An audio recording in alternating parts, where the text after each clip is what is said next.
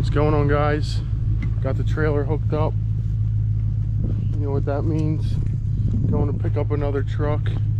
Finally found my donor truck, and it's actually very close to my house, only 30 minutes away. So we're gonna jump in the truck and go get her.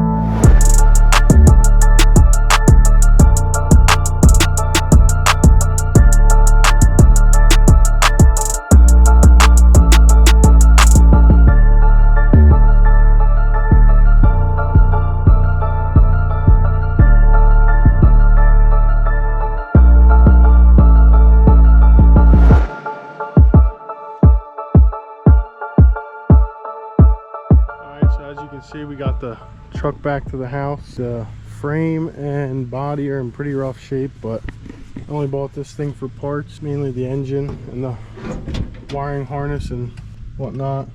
Got them Bluetooth floors going on, but yeah, they should give me pretty much all the parts I need to get this running and get my cab all squared away. Supposedly only has 29,000 on the clock, but I'm thinking this thing probably rolled over once or twice on the odometer, so it probably has 129,000 on it at least, maybe 229,000. But the truck sat most of its life. The guy I picked it up from said he bought it from a family.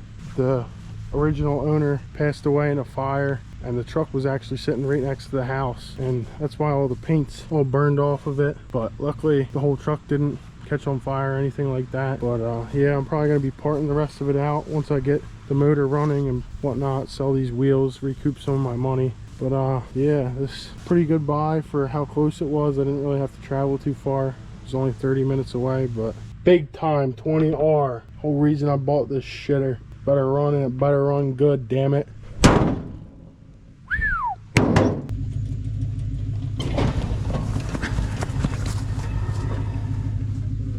What's up, guys? So as you saw last Sunday, we picked this up. Was just gonna do one video on us picking it up and one video of me getting it running, but the video we made was a little short, so I figured I'd jump into starting this thing. It's now Wednesday morning. My starter should be here by the end of the day, so I just wanted to do a couple things before I try and start this. Since it's been sitting for so long, the guy I got it from says it's been sitting since the 90s, since the original owner died. So we're gonna pull the plugs and lubricate the cylinders a little. I'll throw my battery in it, and then we'll be ready to throw the starter in it once I get home from work. Start pulling the plugs now.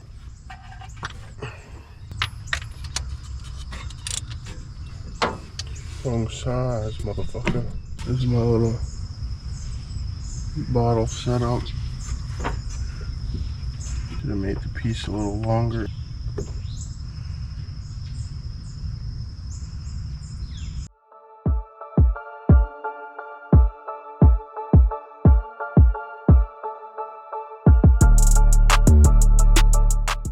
Alright, so we're back. I picked up the starter, and I was about to say, alright, we're going to find out will it run. Then I realized I forgot to get the plug wires. So I'm going to put all this stuff in and then run back and get the wires, because I know I'm going to need them. Alright, so I got the starter in. I used a 1/4-inch ratchet. You don't need this extension, but yeah, that made everything a lot easier than using just a wrench in there. It's 2 14s and a 1/2 inch for the positive terminal, and then I'm gonna hook my battery up now. It's not the right one for it, so I gotta lean it on its side because the cables are too short. But after that, I'll have to, well, I'll crank it over, make sure it spins, and then hit the local auto zone up for the plug wires. Battery's hooked up. See what this old girl wants to do. Obviously, she ain't gonna fire up, but that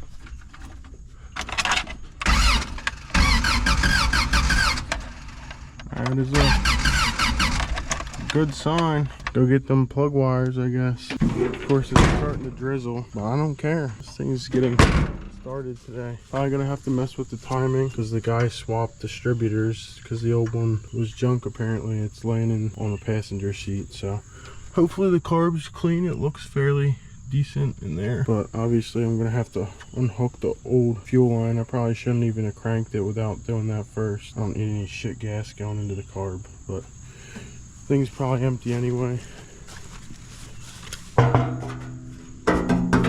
Yeah, it sounds bone dry. All right, I'll see you guys when I get the plug wires. Well, I'm determined to get this truck running tonight, and I called every auto parts store in town. Nobody has it, so I'm going to Knoxville. Off we go.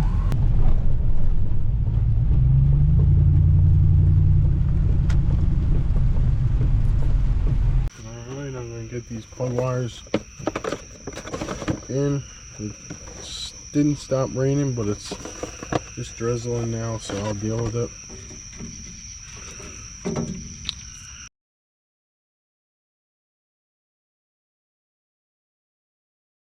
Alright, so I got the new wires on. I do not like the way they fit. I'll be ordering a new set, but for now they'll do. The old wires fit on there so much better. They were sliding in more, and in theory, when they slide in more, it makes them more waterproof, I guess you'd say.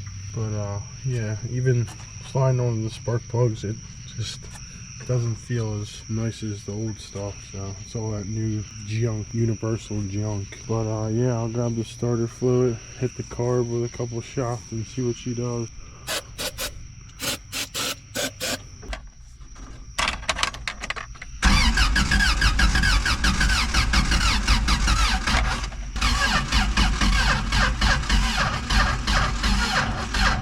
Oh, nice. Sounds like my battery's dead. Nice. Well, looks like we'll try again tomorrow.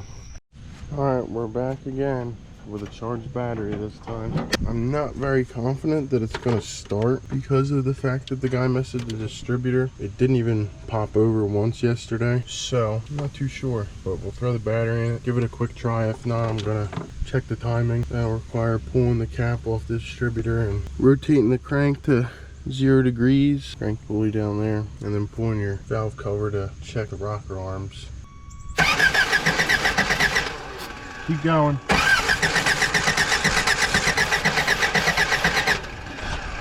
Yeah, I think I need to check timing.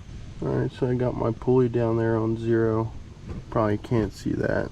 I was having a hard time finding the mark at first, but yeah, I'm gonna pull my distributor cap and make sure that it's in the number 1 cylinder position, and then pull my valve cover, and we'll see what the hell's going on under here. Alright, so as I was saying before, this is what the number 1 cylinder position looks like. As of right now, it looks okay, but you can't really mess this part up. This could be 180 degrees at a time, which I'm suspecting it will be. So I'll pull this valve cover, and if my rocker arms have a little bit of play in them, I'll know that it's in time. If the rocker arms are tight and have no play whatsoever, then that means it's 180 degrees at a time. So I'll go ahead and pull this cover off and get back with you guys. Alright, so I got the valve cover not completely off, but it should be enough for me to put my hand in here and... Alright, I don't know if you guys can hear that. That's the sound I was looking for. So, looks like it is on time. Check the other side real quick. So, as you can hear, she's in time, so that's good. Which means I think we're having a fuel issue. When I was blowing some starter fluid into the carb, I did see some dirt come out, I guess, next just to be sure before I go wasting a bunch of time. I'll check at least 2 of the cylinders for compression and make sure we're getting spark. First cylinder's not bad. Alright, so I figured out we're missing a wire. It was in the cab on the old distributor. I think I had the wires hooked up wrong. So I believe we had an extra plug. And like I said, the wire was missing. And the wire that was on the old distributor is kind of shitty. It's got this weird little connector. It goes down in there. It doesn't fit very well, but before I just go plugging it up and assuming, I'm gonna check and make sure this is not supposed to be in this one, since the previous owner hooked it up wrong to begin with. It could be wrong right now, so I'm gonna figure that out, and once I do, I'll get back and this thing should start at least sputtering, trying to do something. Got the wires flipped around. Ah, it smells like it ignited. I can smell starter fluid. That's a good sign. I'll have to get my brother out here to see if we got spark now. Alright, so I think I have inconsistent spark. So I just grabbed the coil from this other truck. I'm not even sure.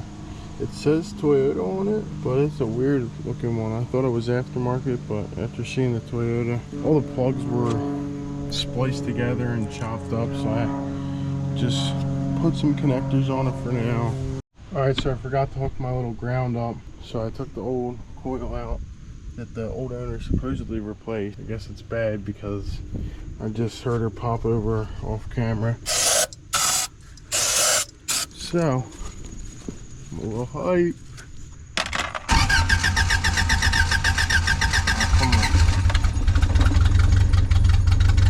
Ham, motherfucker.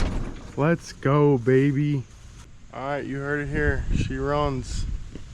So stay tuned for next video. I'm going to be probably taking the carb off or ordering a new one. Maybe an upgrade for down the road. Do it now. That way I don't have to mess with this one. And yeah, stay tuned for next video. I'm going to try and drive this thing once I get the fuel system and the proper battery so I can actually close the hood. And we'll have to clean up this ignition coil. Splice some new wire into it because this shit's just not going to cut it. And those plugs over there, I don't like that. So thanks for watching, guys.